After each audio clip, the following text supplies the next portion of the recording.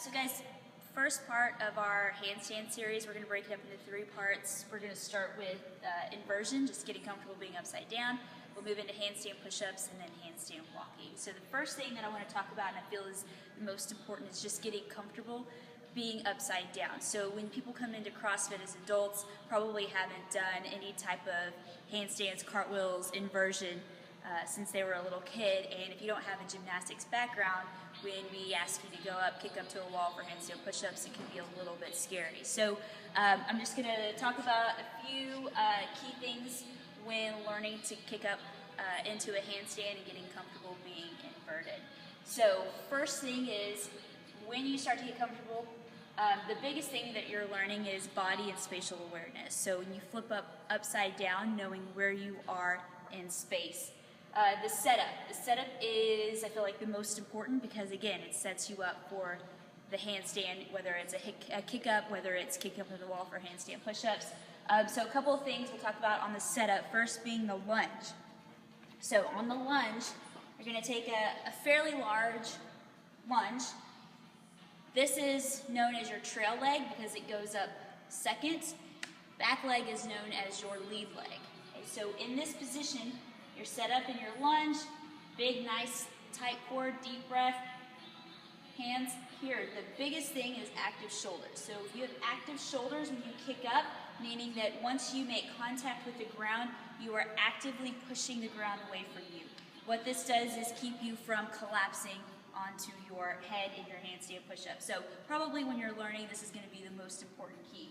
So here, I'm getting set up for my handstand from the starting position from the top. Balance there. All right, so here, nice tight core. I'm active shoulders. I'm going to reach out in front of me.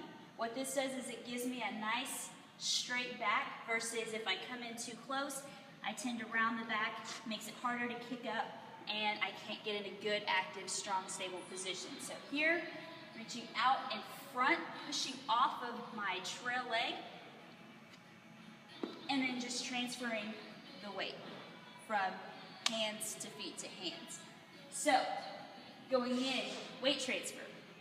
So, in the weight transfer, you're transferring the weight from your feet to your hands and back to your feet again. When you return to the standing position, I want you to think fast hands. Just makes the movement a little bit less awkward. So here, reach, set up, transfer, small step, hands come up. So your hands, as soon as this foot hits the ground, as soon as your trail leg hits the ground, your hands should be coming up. This is what you don't want to get in the habit of doing. Then you gotta walk your hands up, and then it's just an awkward motion when you're starting to learn kick-ups, handstand walking. So the thing with the kick-up, eyes.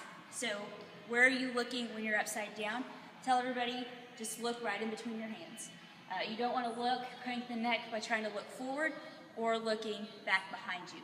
So as you get more comfortable with that weight transfer, so play with it a little bit. As you get more comfortable, you're going to be able to kick up into a larger kick up, reset,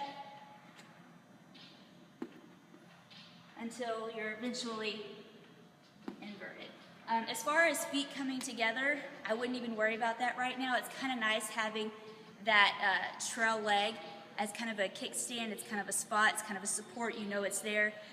So don't worry about bringing feet together right now. Just nice split stance, just get comfortable transferring the weight from your feet to your hands. A couple of things, if you're not comfortable with that just yet, some things that you can work on that are actually really good skill transfer for other movements. So the first modification would be a box walk. So feet on the box, start in a nice plank position, and then from here, just walk your hands until you can get your hips over your shoulders, walk it back out. So just practice going from there. That would be the easiest modification. The second one would be the wall walk.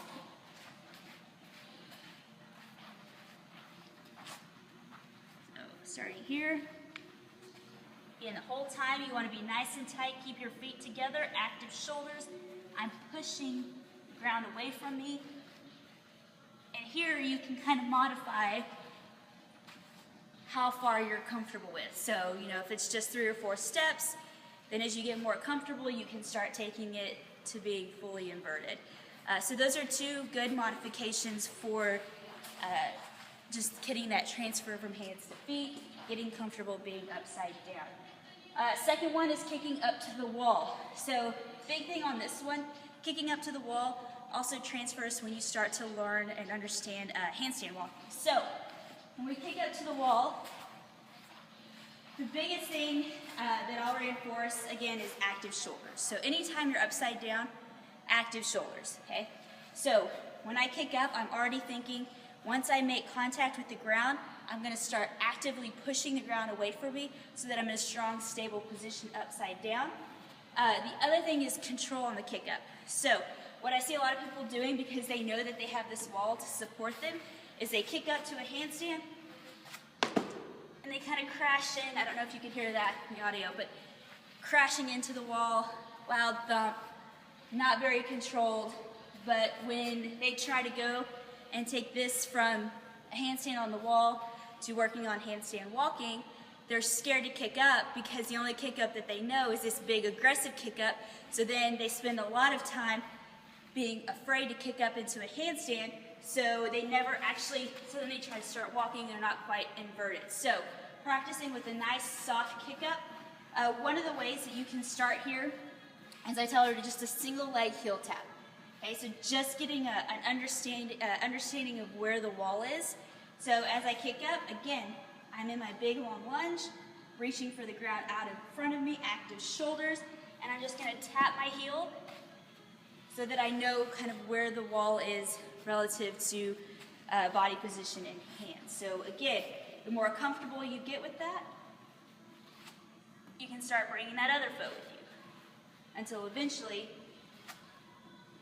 you find the wall, active shoulders, hold, and then you're now getting comfortable being upside down. So those are a couple of things, if you're not too comfortable being upside down, some skill stuff that you can work with. Some stuff to practice. So once you nail down, you're like, I've got this, I'm upside down, perfect. To start working on before we move into the next section, which is handstand push-ups, you want to have a good, strong, just regular push-up before you start moving into handstand push-ups. So working on getting good, strong push-ups, also to working negatives. This allows, so just getting that control so that when you start doing handstand push-ups, you're not just collapsing into the ground, crashing down on your neck. So nice and controlled working, so you can grab an ab mat. If you want to start this movement, just kick up and then just try to lower yourself